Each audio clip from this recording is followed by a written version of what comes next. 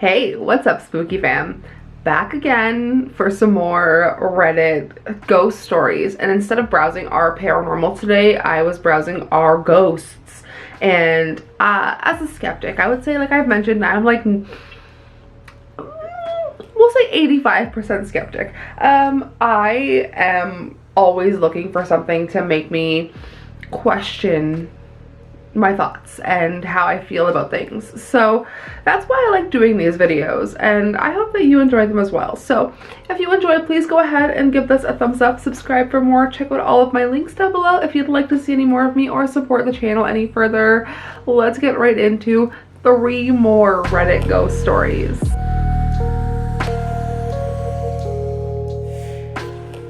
This first Reddit user shares a photo and says, "Do you guys think this is a ghost in Gettysburg?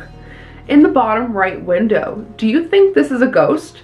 It was an abandoned orphanage when they would have tortured the kids." I have inserted the photo so that you guys can see, but the comments read, "Could this be a mannequin? If it's a historical society house, they would have had them dressed in period clothing." Someone responded to that though, "Could be Kevin McAllister up to his old tricks," and I'm gonna go with that. I don't know, personally for me, this one kind of, the head looks too long. It looks kind of cloaky or like too long to be a real person or like a person. Let me know your thoughts on this photo. But moving on, this next Reddit user shares, "My grandmother saw some mysterious people before she died. My grandmother passed away in December 2017. A few weeks before her death, she started seeing some mysterious figures. These figures were not visible to me or my parents. My grandmother said that these people were coming to take her away. She was afraid of them.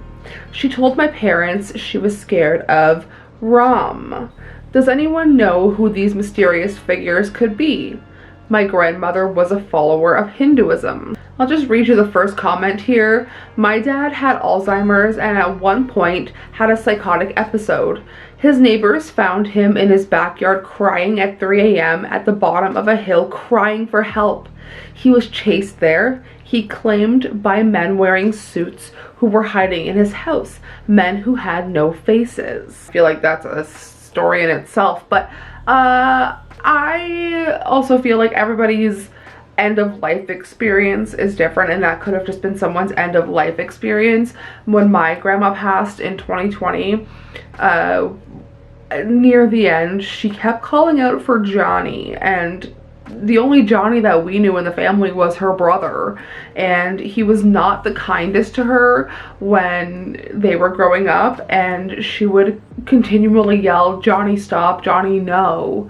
And it was almost as if she was seeing him and like preparing herself for death, because not long after that she passed. So maybe it's just like that kind of situation, because we've talked about it before, how in end-of-life situations normally there are hallucinations, there are things that happen within the brain that only the end-of-life patient can experience and not us.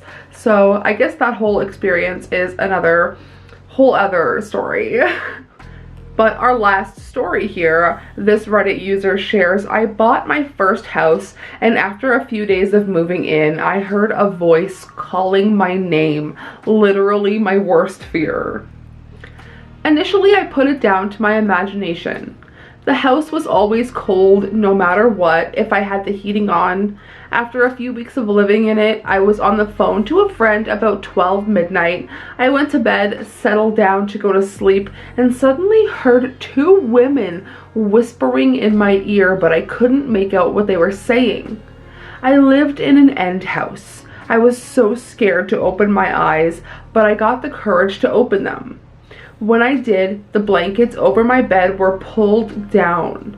I got out of bed, ran down the stairs, and called my mom. I never went back to that house. I put it up for sale after a few weeks. I was told the house was known to be haunted, and anyone who has bought the house never stayed in it for more than 2 years." The first comment on this one says, nobody wants to believe in anything like this until they experienced it themselves. Then it's a whole new ball game. And to me, this just sounds like a season of American Horror Story. I don't know.